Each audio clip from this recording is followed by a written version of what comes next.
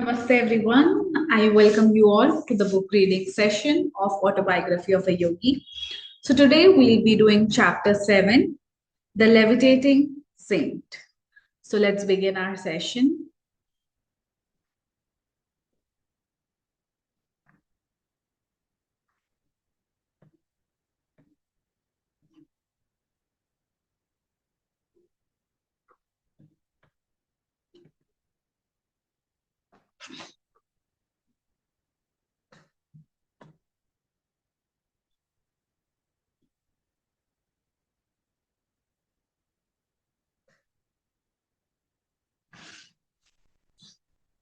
So in the last session we saw the Tiger Swami, and before that we also saw the perfume saint.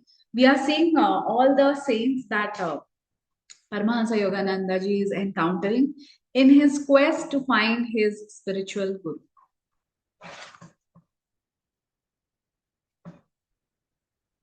Okay, so let's begin. Yeah. I saw a yogi remain in the air several feet above the ground. Last night, a group meeting, friend. Last night, at a group meeting, my friend Upendra Mohan Chaudhary spoke impressively. I gave him an enthusiastic smile. Perhaps I can guess his name. It Baduri Mahasya of Upper Circular Road? Upendra nodded a little crestfallen, not to be a news bearer. My inquisitiveness about saints as well was well known to my friend. They delighted in setting me on a fresh track. So his friends already knew how desperately he is how eager he is. Mukunda is eager to meet people, saints, and see what are their superpowers. So over there, he saw his one of his friend saw a yogi who was in air. Like the name itself is clear, levitating saint.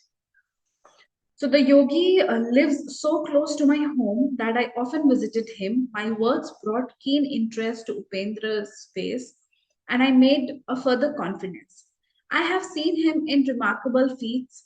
He has expertly mastered the various pranayams mentioned in the ancient eightfold yoga outlined by Patanjali.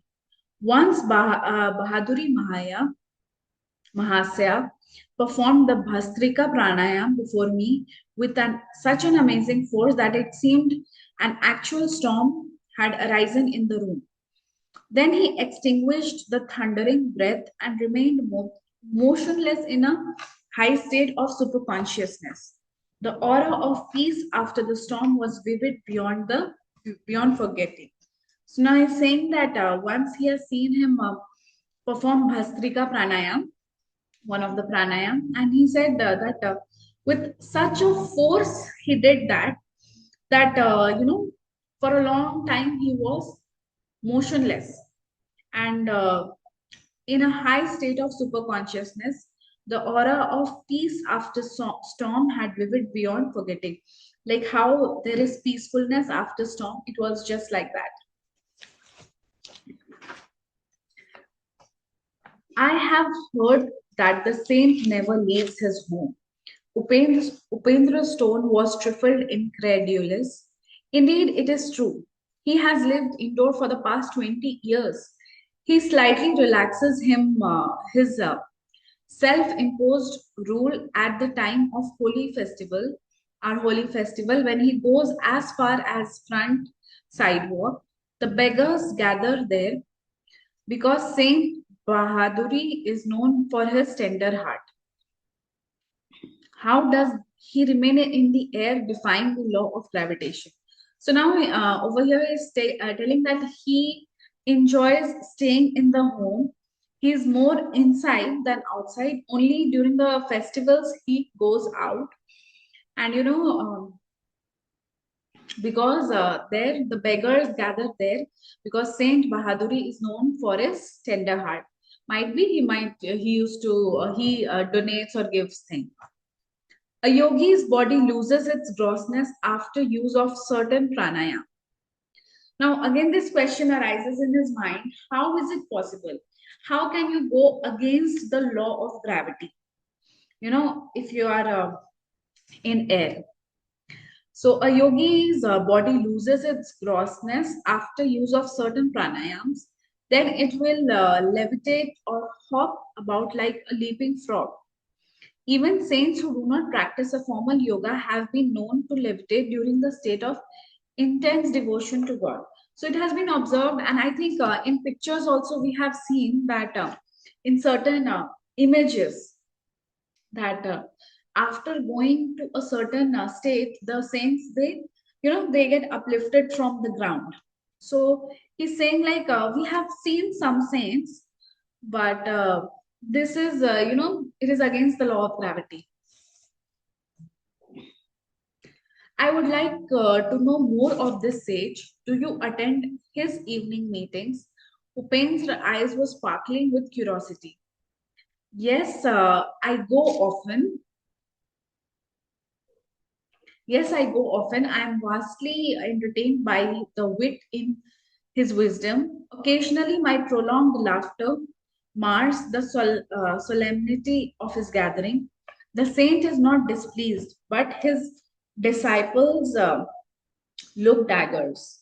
On my way home from school that afternoon, I passed Bahaduri Mahasya's cloister and decided on a visit.